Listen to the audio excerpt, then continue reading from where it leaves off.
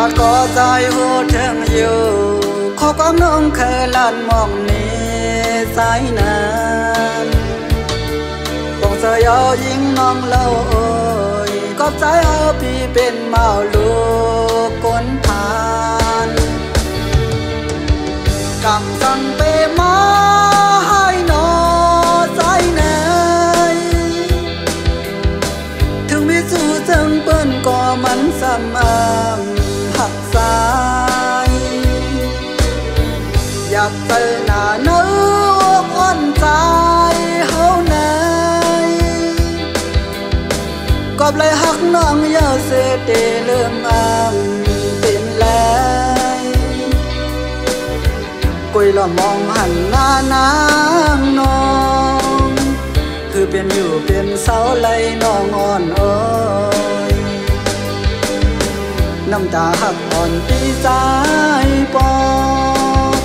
อย่อยตัวยอดกอบซ้อมมาเยาน้องอ้อย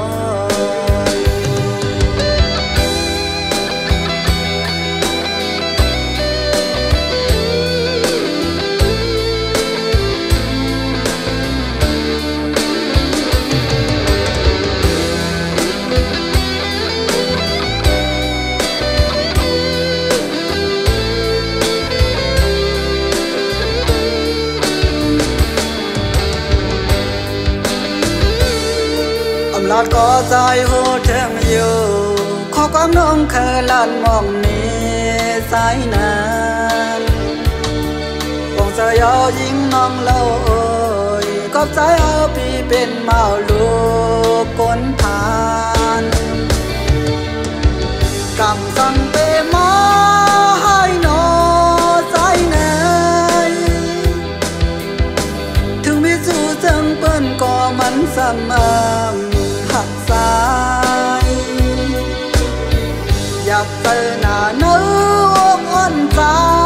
เฮาไหนก็เลยหักน้องอย่าเสียเตเลื่อมเป็นไร